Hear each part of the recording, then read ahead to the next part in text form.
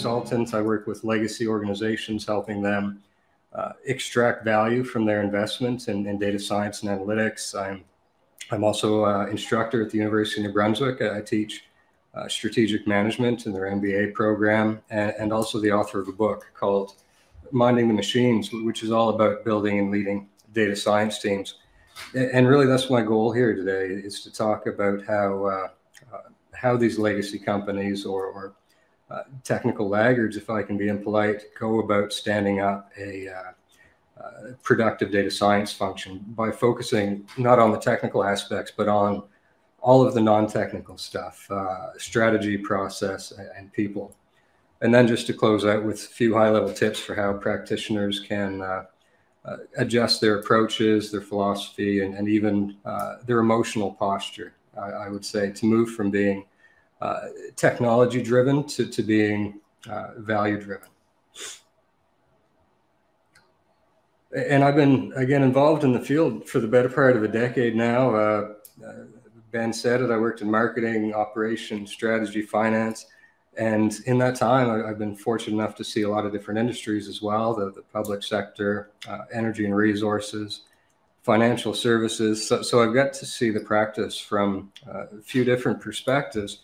And in that time, I have created or tuned up several analytics teams and found, I would say, a bit of a niche for myself, helping these legacy companies move towards more value-driven analytics.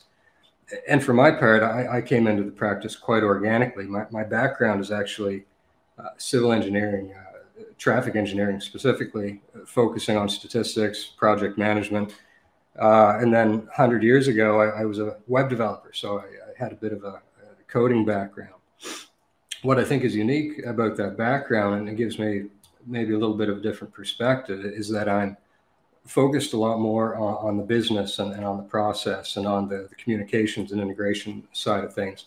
I just happen to have a little bit of data science in my toolkit. And I've worked with WestJet, Deloitte, Suncor, Government of Alberta, all in BI, analytics, data-oriented fields and functions. And regardless of industry, regardless of their technical sophistication, you tend to see the same few things. You see a disconnected practice that's mostly taking orders from leaders in the business. You see a lack of mutual intelligibility. You see groups that are speaking different languages to each other and can't really have a meeting of the minds. And you see different priorities. You see one group, you see the business pushing towards earnings per share, pushing towards operational excellence, and then you see the technology function that's moving towards sophistication, towards technical debt reduction, towards all of these things that don't impact what are the key metrics for the organization. And what it all comes down to, I think, is a need to shift thinking from being that traditional technology-driven function where we are conceptually and in practice a cost center who provides descriptive reporting and ad hoc analysis on demand, where we are seen as individually fungible, productive units, to being more of a value-driven data science and analytics function, where we're integrated in the company. We are oriented always towards business outcomes. We have procedural maturity. We're intentional about building and maintaining relationships, and we act as advisors and internal consultants in the company. So certainly not a cost center, but a profit center and a key source of competitive advantage for the organizations that we work with. And at the moment, there's a real gap between expectations and reality with data science as a business function. There's a study by Deloitte that I reference here, where about half of executives in Canada said that they believed that data science is going to fundamentally change their organization in the very near future. So a very high bar, high expectations, a very bold statement, definitely. But at the same time, almost every analytics or data science initiative is ending in failure. There's a few studies there, and I'm sure a lot of you are familiar with these stats. Gartner found 85% of them ending in failure. Tech Republic was 80%. I'm sure you guys have seen it firsthand as well. Companies they tend to get stuck in this cycle of appointing a new leader, kicking off another attempt to launch the function. So people know it works, executives know it works, they know that it's essential if they're going to be competitive in the future. But for the most part, these organizations, they just can't get it right. They're not able to execute. And what's the reason? The fundamental mistake from my perspective is that these legacy companies are focusing entirely on technology. So they're putting in place a team of scary, smart, gifted, talented data scientists with a blank check, just a mandate to go out there into the business and do data science. And I don't want to cause a stir by saying it. It's very different for digital natives, and I imagine a lot of you are from software companies. But if you consider legacy companies, if you consider airlines and retailers, energy and resources, governments, all of their processes, their industries, the way that they make a buck, it all predates technology. So this to them is a bolt-on. It's not anywhere near an area of core competency. So you really need to meet them where they're at and make sure the communication, make sure that integration is part of your plan. And for 99% of these organizations, the technology and the data are really the least important part of a high-functioning team. If you want a team that's oriented around value creation, you really need to start with these three things. You need a practice-specific strategy that aligns to the corporate strategy, has clear, consistent guiding principles. You need processes that let the analytics team be successful, again, be consistent, project management fundamentals. And lastly, and most importantly, I would say, is that you need value-driven, creative, passionate, empowered people that feel ownership over the work that they're doing, not those fungible, productive units who are on an assembly line, but people who see themselves as shepherds of data and establishing a data culture and being evangelists in their organization. Once you have those three in place, then you can start talking about the technology. It's really a footnote to the real conversation. And this isn't escaping the notice of the big guys. Looking at the exhibit up top here, these are the results of a survey from New Vantage Partners. So every year they ask North American businesses what the main challenge is to becoming data-driven. So if we go back in time, certainly the answer was technology. We needed the data, we needed it cleaned, we needed an analytical sandbox so that we can actually do our jobs. But what we're seeing now is that as these companies mature, as the data foundations are in place, the technology is becoming less and less important. And we're realizing that the main issues to adoption, to finding value in all this, it isn't the technology anymore. It's change management, it's business processes, it's the culture of our organizations, it's the attitude around change. So even in the last 4 years, we've gone from 80% to 92%, and I'm certain that's going to keep going up as people progress in their analytical journeys. McKinsey at the bottom here has a similar view, that they're saying that the key to unlocking value is in people. That they say people choose the technology, people define the processes, people derive and interpret insights from the data. So if you want to create value using technology, you need to give primary consideration to the people, and that everything else will follow from that. So again, focusing on these non-technical aspects.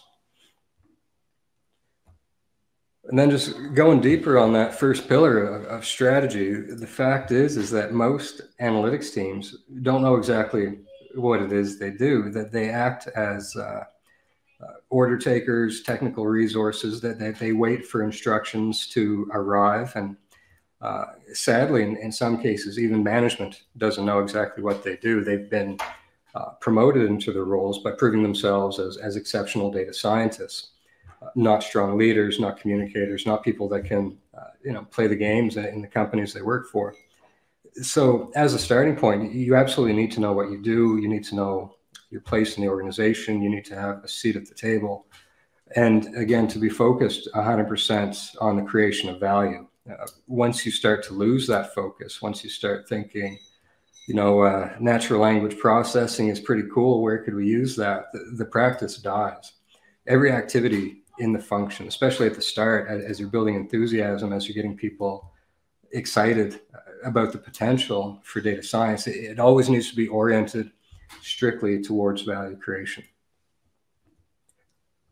And then the second pillar I mentioned is process. And again, I say this without judgment, but the fact is that most data scientists come from heavily academic backgrounds where the workflow is the traditional scientific approach, where they collect data, analyze it, and send a report.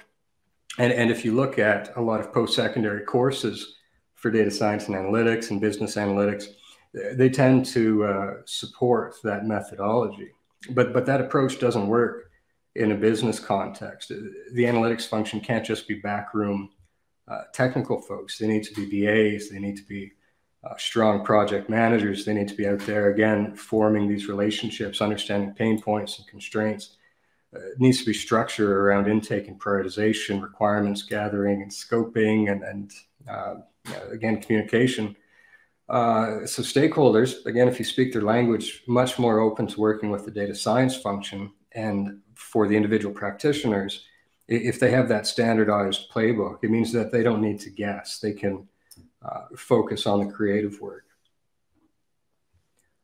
And then the note about creativity brings me to my last point, which is around people.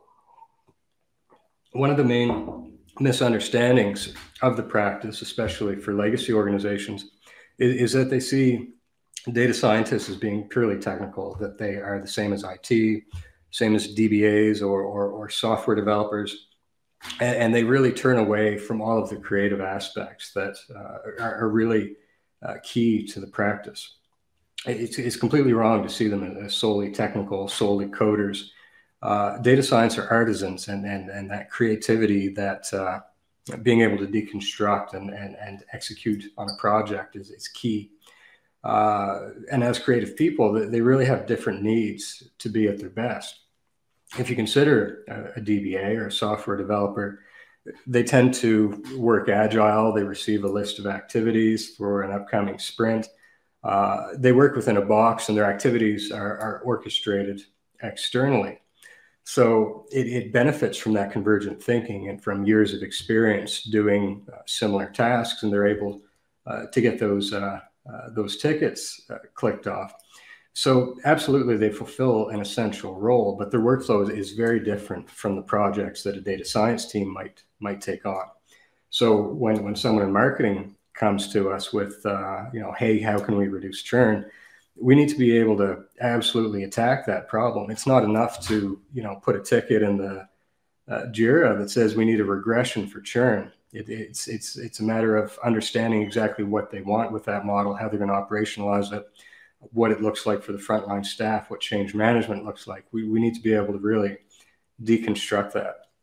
So once we acknowledge that it's a creative practice, a lot of other needs follow from that they need to work within a guild of practitioners with a credible leader that they respect. They need to have ownership over their work. Again, not just assembly line where you're the ETL guy and you're the EDA guy, but to own a project start to finish and to be able to feel that sense of agency over it. So a lot to unpack about the needs of data scientists and how to onboard talent, create impactful team conventions, but just end that thought by really reiterating the importance of people. You can work without strategy, and many teams do. It'll be misguided, but you will get something out the door. And you can even work without a formalized process. Again, it's going to be ugly, but you'll deliver something eventually. But if you don't have creative, passionate people that are collaborating and working on meaningful projects and engaged by what they're doing, the analytics function, again, is going to die. The function lives or dies on the strength of its people. And the importance there can't be overstated. And I think the best way to close out this line of thought is just contrasting the focus on definition and structure with what you tend to see in the natural analytics function. And I say natural like it's what you would see in the wild, but that's actually not far off, because as companies decide to formally create a data science or advanced analytics or machine learning team, they tend to get there in a pretty consistent way. They tend to have sophisticated analysts somewhere in the organization who start doing some advanced analysis to answer stakeholder questions, and they might do a simple ad hoc predictive model. They might create a script that automates some frustrating work, but they create a little bit of a buzz. They get a bit of a reputation for themselves, for their team, and a lot of focus on their leader. And what tends to happen, of course, is other leaders in the organization say, hey, something interesting's happening over there. I need to hire people with that person's skill set. And they start to bring in other citizen data scientists or senior analysts or people with scripting abilities and what have you. So each one comes on with a different toolkit, different approaches, typically lone wolves. They enjoy all of that positive attention they're getting and see themselves as the center of analytics within the organization. They're relatively isolated. But now, of course, we have technical debt accumulating. We have a lot of poorly governed scripts and models propagating, but excitement is building in the organization. People are clamoring for bigger, more audacious projects. And then what happens, of course, is as soon as this organization tries to bring them together to do one of those audacious projects, something cross-functional, something that requires a little bit of collaboration, all of those individuals who were successful within their lines of business as individuals, they don't have the ability to scale. They have different toolkits, different ways of working, different everything. So the whole thing comes down like the Tower of Babel. And this is that natural ceiling that you tend to see in legacy organizations. And it's that place where people get stuck and they tend to need help to reach that next stage, which is value-driven analytics and again, process and strategy and people and again, just general maturity around the non-technical aspects. And that helps them, again, move from being individuals into a cohesive whole that is aligned and supports the corporate vision. And then in the second half of the talk, I just wanted to switch gears a little bit, talk again about a few conceptual, philosophical changes that individuals and teams can make to move towards being value-added practitioners. And to start, I'd like to share this awesome quote from a completely non-technical book called Recreations of a Country Person. And this was written in the 1860s, and the author says very fancifully, "Let us look more to the great truths and less to our own fanciful or morbid frames and feelings." So what this book is a bunch of musings of an itinerant preacher in England. And what he's talking about is a new fad that had caught on with the upper classes, where they began journaling. They were recording what they ate and what they drank, how much they slept, how many steps they took, and their general sense of well-being and mental health. And then once they've generated enough data, they'd be able to step back, flip through the book, look at it in terms of input and output, and realize, red meat makes me sleepy, 10,000 steps a day makes me healthy, and I need 7 hours of sleep to function. And that probably sounds pretty familiar, and it should. It's what we're doing now, 200 years later, with meal trackers and sleep trackers and Fitbits and whatnot, is trying to optimize our well-being, the same as these aristocrats of 200 years ago with their quills and journals. So the takeaway, why I bring this up, is that the desire to do this has been there for hundreds of years. So we as tech practitioners, we haven't created a demand. We've just enabled it and made it a lot more effective, a lot more approachable, a lot more accurate, automated a lot of the onerous parts of it using math and technology. And that's where our heads always need to be at, is that everything we do needs to be leveraging technology to meet the needs of people. we should always see ourselves as people helping people make decisions with data and technology, not people who make predictive models or people who tune and optimize algorithms. If we see ourselves as people helping people, our work will be much more meaningful and lead to greater outcomes and more impact for other individuals and the companies and organizations that we work with. And then building on that is the next tip, which is to always consider the last mile. And it's self-evident, but worth saying explicitly, that if you create a model that isn't operationalized, or you perform an analysis that doesn't impact decision-making, or you have automated a process that didn't need to be automated, you've destroyed value. Our role as data scientists is never, again, to create models. It's to help people make better and faster decisions. And this graphic comes from a fellow named Brent Dykes, who wrote an amazing book called Effective Data Storytelling, which I'd highly recommend. What you see in blue is what happens in most cases, what the function tends to focus on. So the analytics team finds the data, they gather it, they put it into a single table, maybe do some fancy joins and feature engineering, and then throw Tableau or Power BI over top and say mission accomplished. But what Brent's saying here is that the real value comes in these orange steps. So in this case, he's looking at a insight generating project, and he says that the value comes in the analysis and how you communicate that to stakeholders, and that communication needs to either lead to a change or a confirmation that the current approach is the right one. Without that, nothing really has happened. It's just been a research project. It's been academic. And it's similar if we're looking at an ML exercise. It's not enough to have a great predictive model that's sitting there ready to generate ad hoc forecasts. It's only once it's in production, once it's being fed live data, once the output is being used for business decisions, that we can say our job's done.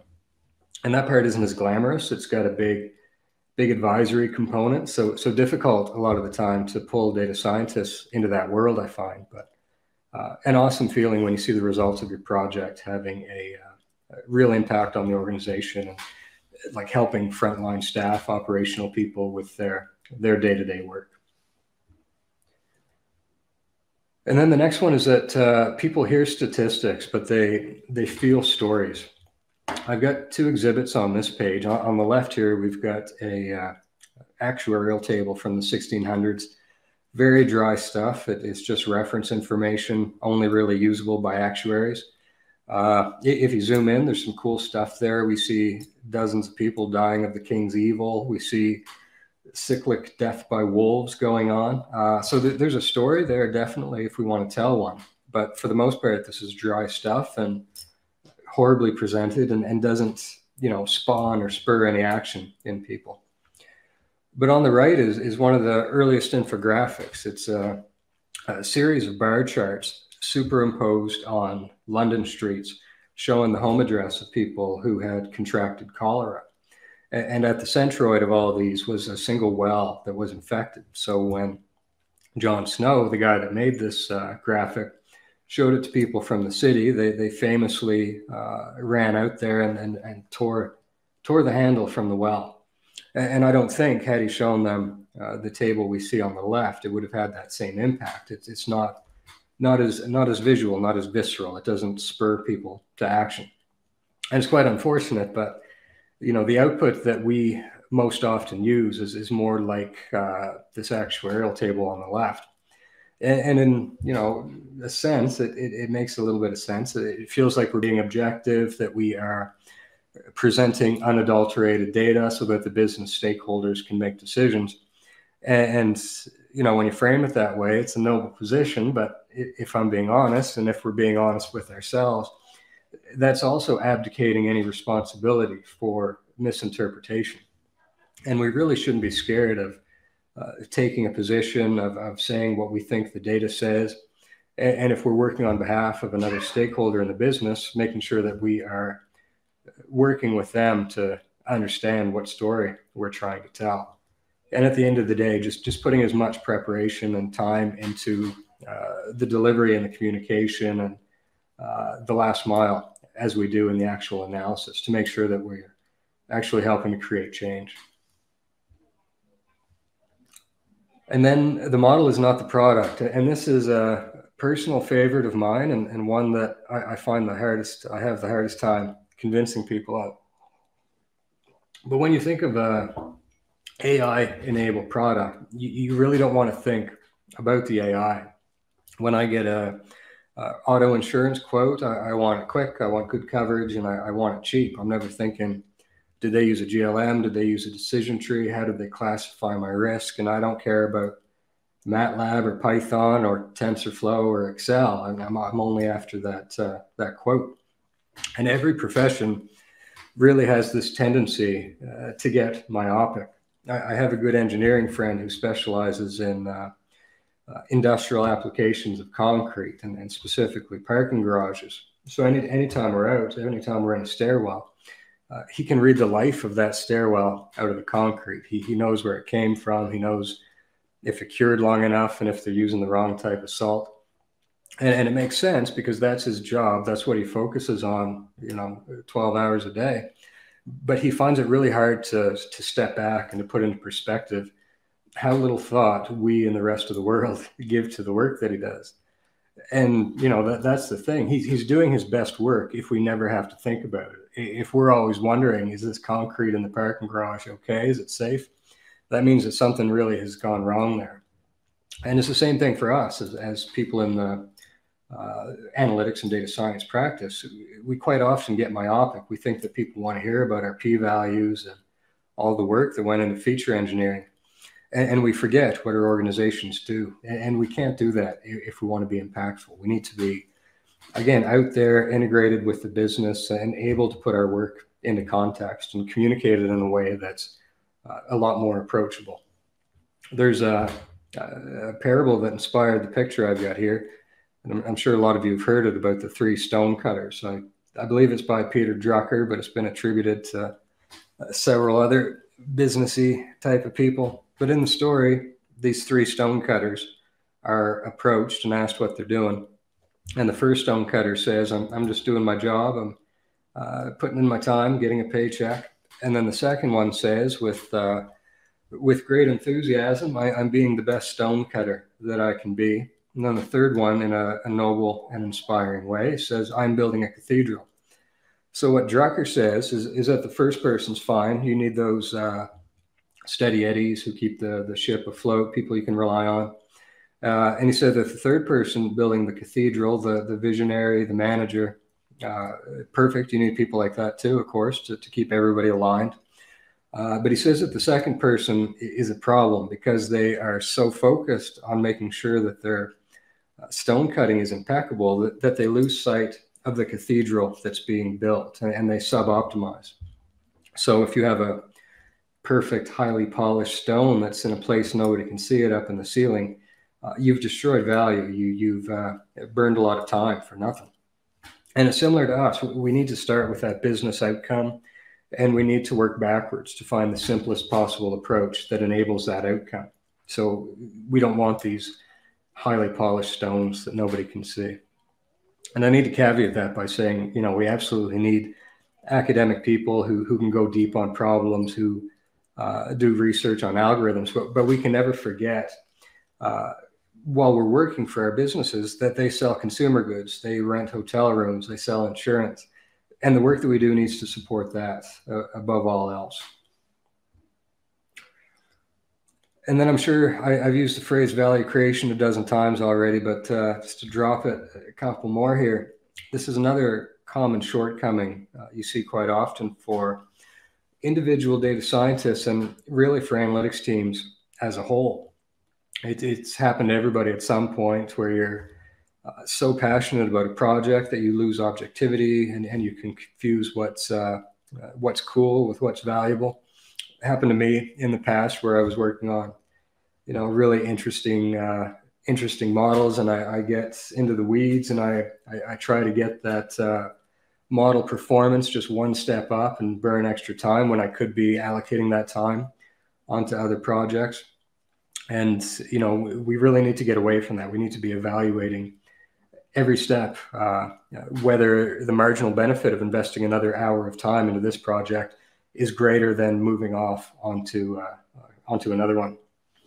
What happens for the team as a whole is really even more insidious. When these analytics teams are being started up, often what happens is well-intentioned leaders will assign a KPI that the team is supposed to rally around. Quite often, it'll be the number of POCs, because they have the sense that, it's great to fail fast and learn, but of course the result is that there's a lot of unused projects.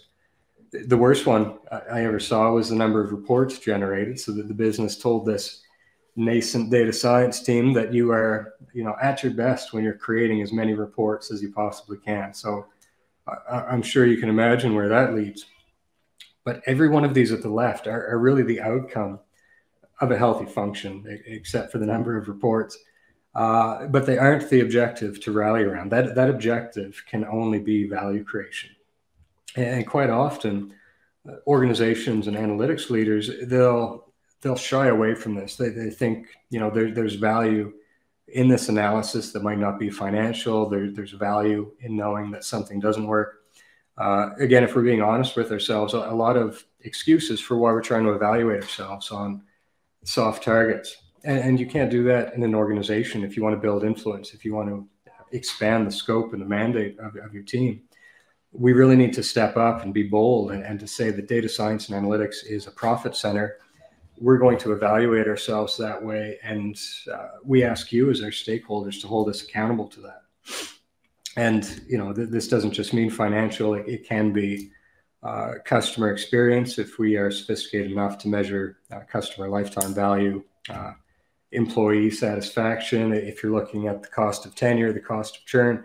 But it all needs to come down to what ELT is looking at, which at the end of the day is earnings per share. And we need to be focused on that so that we're speaking their language and able to tie out the work that we do to what they're prioritizing. And then the last one is to be intentional about relationships. And it's been said a dozen different ways throughout this talk, but Warren's calling out as a separate tip, because I feel it's one of the most essential ones to getting a high performance function stood up. Our scripts and our algorithms, again, definitely important, but again, they're just the way that we help people to make decisions. And if we do see ourselves as people helping people make decisions, we need to know them as people. We need to have that mutual intelligibility. They need to know us. They need to trust our intentions and that we're going to be there for them. There needs to be mutual understanding and trust and, in a word, empathy. And that's a word you don't hear very often in data science discussions, but I think it's one that we need to be hearing and saying a lot more often, and to be always conscious about being as empathetic as we can. And something that practitioners, need to understand is how uncomfortable they make people in the business feel. We can get quite insular and, talk to each other about things that don't mean anything to people in the business. And until we acknowledge that people are uncomfortable working with us, I don't think that we can have empathy the way that we need to. There's a huge amount of information asymmetry between the analytics function and the business. And we need to be the side that accommodates that. We need to reach across the aisle. We need to understand their motivations, their constraints, understand them as people, how they got in the situation they're in, how what we're going to do helps them, what the rollout is going to look like, how we can support them on that, how we can train them. We can't expect them to be the ones to reach across and do introductory stats courses and understand ML ops and model drift tolerances and whatnot. It needs to be us that's, again, learning from them. It's quite similar to when you go to a doctor, go to a dentist. There's that same informational asymmetry. When you go to a doctor, that they have their own lexicon. They review your blood work. They come back with some terse advice, and then they move on to the next room. And maybe I'm projecting somewhat, but when you enter into one of these engagements with your doctor, you go into it immediately in a defensive mode. You have reviewed all of your symptoms. You have looked over your own blood work, you've Googled what everything means, you have a list of symptoms. So you're going into that exchange really knowing you're outgunned, but ready to fight for your own, the outcome that you're hoping to get from this. And that's not really a healthy frame of mind to go into this exchange with. The doctor is there to help you. And the best doctors really are the ones that understand that and take the time to get to know you, to understand your point of reference, what your concerns are, and they explain the results to you in an approachable way. And really, most importantly, is that the advice that they offer is tailored to your situation. So if you've got kids at home, they're not going to say, you know, sleep more, reduce your stress. They're going to be catering the solution to your unique situation. And that's the same situation that analytics teams are in, and the way that we need to present ourselves to business stakeholders. We can't just swoop in and give them a prescription or a predictive model and move on to the next project. Again, we need to understand their constraints around implementation, their level of understanding, motivations, and concerns. And this can and will come up organically as we get to know each other, as we work on projects. But, you know, the best in class are the ones that take that a step further and are really intentional about building and maintaining these relationships. And some of the best do active relationship mapping, like I've got here, where every person on the team owns at least one relationship. They have service-oriented goals for the team. Could be something as simple as encouraging adoption of a tool that's mutually beneficial, reduces technical debt. It could be scripting, you know, manual processes that they have that tend to break down. So a few benefits to this, of course. First, you are just making their life easier. That's basic human kindness. Second, you're reducing friction for future engagements. You're starting to pull the sphere of influence that you have. You're starting to pull control over to your team over time, leading to more opportunities for high-value projects. And lastly, and I think most importantly, is you're developing an empathetic team and setting the expectation that each person is giving focus to these human factors. It needs to be an overarching goal for everybody, and this is a way to make sure that it doesn't lose focus, and you're starting to create that positive feedback loop where they feel good about helping people, they try to help more people, and relationships become a key focus for the team.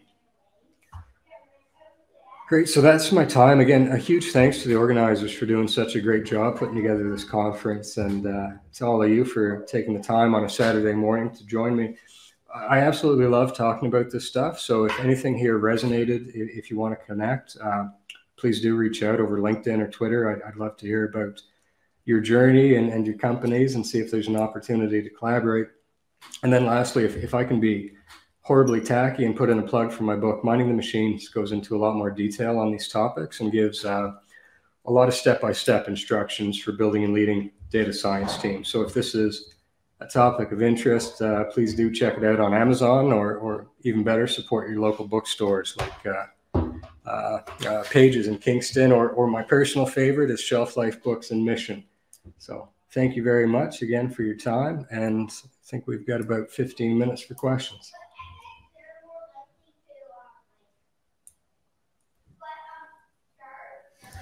Awesome. Yeah, that was fantastic. I love the human tilt to the data science teams, and it's something that I think is underrepresented. And talking about the empathy and creativity, I think those are themes that definitely can be taken away. So with that, I'm going to introduce Joel Kenworthy, who is one of our volunteers. We've got a lot of great questions in the chat already. So it looks like it's going to be an engaging Q&A session. So Joel, I'll hand it off to you to ask the questions.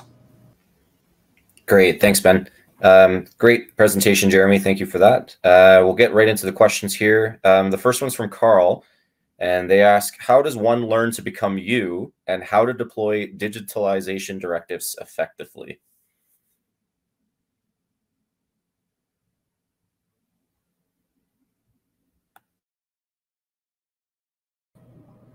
Oh, I think you're, Jeremy, I think you've muted. Oh, sorry about that. I said you probably don't want to be me exactly, but I think what happened to me quite early on in my career was I had a very big, very visible failure, and it really changed the way that I look at the way that I approach things. I had the opportunity with the government of Alberta to work on a really cool project where I was integrating collision prediction models in my transportation engineering life with capital planning systems. And it was a big, impactful project, and not just commercially. It also, if adopted, could lead to reduced collision rates. There's a lot of faith in this project. So I had a mentor, and he got me in front of the deputy minister, and I went through a presentation showing him basically how this works. And what I did was I showed him my p-values, and I showed him the regression that was underpinning all of this. I had an hour of his time, which was very hard to get. And at the end of it, I was quite confident, you got it, Jeremy, you sold this. And of course, talking to my mentor the day after, I think the expression he used is, the guy said you were a turnip. And it didn't go well at all. And I got defensive immediately. I said, this guy, he's uneducated. He doesn't know what he's talking about. It's him. And I didn't see it as being my own issue. And then, he asked me a question. Did you want to prove to him that you know more math, or did you want to get this thing operationalized? And that was quite a humbling question. And it's something that I carried forward quite a bit in my career. So whenever, I enter into one of these conversations with a stakeholder, that's always what I'm thinking. How can I get this implemented? Not what's the best model? Should this be a deep learning thing, or should it be a, ensemble technique? But how can I get this implemented? How can I get them on board? How can I make them support this and champion this for me? And once you start thinking about that, once you start thinking about the business outcomes, the rest really is quite easy. It's just that mental shift away from, again, I'm building models, to I'm helping people. And I think that that's the key thing. That's a great answer. Thank you. Next question is from Raul, who asks, can you elaborate more on how to create a structure in the company so as to create a cohesive data team? They're also looking to see if you can cite some examples for best practices on structure. Yeah, definitely. The ones that I've seen that are the best are the ones that begin quite decentralized, that natural analytics function that I mentioned. You need that to get that excitement, to get people seeing what it's capable of. If you begin with multi-million-dollar center of excellence and stuff, people don't really know how to engage you. They don't know what it's about. If you go too far down and you're completely centralized, then, same thing. You are overexerting control, and it doesn't have the ability to naturally percolate. So starting decentralized, getting people excited, that's key, I think, to slowly exerting control and bringing eventually a COE or a community of practice to bear in the company. The other big thing is don't be structured under IT. And that works for some companies, but for most, it doesn't, because there is a inherent understanding that IT is a cost center. They are there for us. When we have an idea, we will reach out to IT. If we need data, we reach out to IT. It's never a, well, for most companies, I should say, it's never that collaborative atmosphere. If you're under marketing, if you're under commercial, if you're under even finance, then you're seen as being part of the business. And there's not that natural barrier, I think, between you and the stakeholders you're going to be working with. So I think that would be the two main things: is be a part of the business organizationally and philosophically, and in terms of self-regard, and move towards a center of excellence, community of practice type of situation. But don't go there too quickly and stifle the innovation and the creativity that comes from a nice decentralized practice. So it's got to be gradual and judicious in how you get there. But yeah, steer towards a COE, I would say. Awesome. Thank you. Next question is from Mackenzie, and they ask, is there a key piece of advice or tip you can give to practitioners related to helping them tell better stories? Yeah, the key thing is understanding the people in the room, and this should be done well in advance. I had, again, another impactful person in my career I had access to an executive coach when I was doing my MBA, and I took advantage. And they said, you should spend $100 a month buying coffee for people. And I thought that's ridiculous. That's so many coffees. There's no way I could possibly do that. First month was absolutely grueling. I went through it. Second month, a little bit easier. Eventually it became second nature. I was always trying to find people to buy coffee for, to spend that $100 so I could meet my targets and she wouldn't yell at me. And those coffees were absolutely key. I knew the individuals. I knew what they did in their spare time. I knew what their hobbies were, and little things like that. When you're in a room with them, when you're trying to use an analogy that makes sense for them, you know, if they're big dog people, big car people, you know, work that into the analogies that you're using. Make sure it lands for them. So whatever stories you tell, whatever framing mechanisms you're using, needs to be to the individual, not just a generic way to tell stories. So it all comes back to those relationships. I like that. Yeah, the humanizing and personalizing, it's a great point. So that's awesome. Thank you. And our next question is from Pravaja. They ask, or say, first off, great session, Jeremy, incredibly insightful, which I think we can all agree. And their question is, how can organizations shift their mindset about data scientists being only technical resources and get more value out of the practice? Thank you. Pravaja is one of my favorite people, so I appreciate the question. It lands on us, and quite often, you know, we have an idea that we are misunderstood geniuses, and maybe that's an unfair characterization, but quite often people have that, you know, the Steve Wozniak versus the Steve Jobs thing, and we are those underappreciated people that are in the background. And if only people respected us and listened to us, then the company would be better off. But that's never going to happen. So we adopt that defensive mentality. And I would say, going again back to the relationships and being intentional about them, people in the business really need to see us not as order takers, not as technical people, but people that are business analysts, people that are project managers, people that are getting these things across the finish line, collaborative, consultative, integrated people, and not technical resources. And the best way to do that is those coffee chats, is getting out there in front of them. And when you are, you know, scoping out a project, it's not jumping right into what data is available, what type of model can we use, you know, are you comfortable using Tableau or Power BI? Don't jump right into that technical solutioning, but start asking, you know, have you given thought to change management? Have you given thought to how this impacts frontline people? Is there anything we can do to help with that?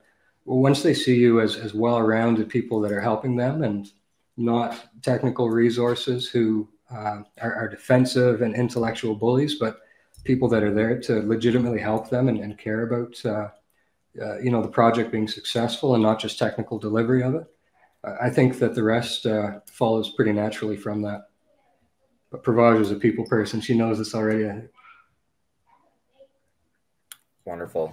That's great. Awesome.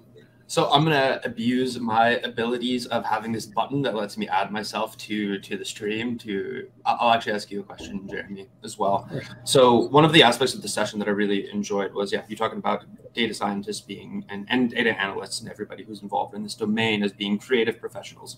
You also had the advice that you shouldn't structure the data science team underneath IT, for instance, because IT, and I know this has happened in several Calgarian companies, and that it's seen as a cost structure that can actually cause some friction between the teams. And so, you know, that's kind of the context. What I want to ask you about is, like, for people, especially those who are leading data teams and representing those data teams to the executives, to the decision makers, how can those people go about representing their team as a creative enterprise, kind of being advocates for that creativity of data science to help to shift some of that narrative? I think a big part of that is being actively engaged in the ideation and the evangelization of AI and analytics in organizations. Quite often, the procedural ceiling that they reach is intake processes. So we'll create a form, you fill that out, it goes into our hopper, it's prioritized first in, first out. And once that happens, there's, you know, this box around the practice. what I love to do in organizations that I work with is go around, do an AI 101, do an art of the possible session. Make sure you're getting in front of people in business units, lines of business that you might not have a lot of exposure to. Talk about your team, the projects that you're doing, what best-in-class organizations are doing. Just get them inspired and excited and aware of what your team is able to do. Give that a month to percolate, to digest, and then come back around and do a formalized ideation session or a design thinking type session. Really, brainstorm and start to populate a project pipeline of cool ideas that touch all parts of the company, and make sure that you're always circling back to them so that they don't get to forget about you and just reach out when they need you, but that you're top of mind always when these types of problems come up, and that they know that you're always there to help them. I think that's one of the key things is active ideation with all people in the company.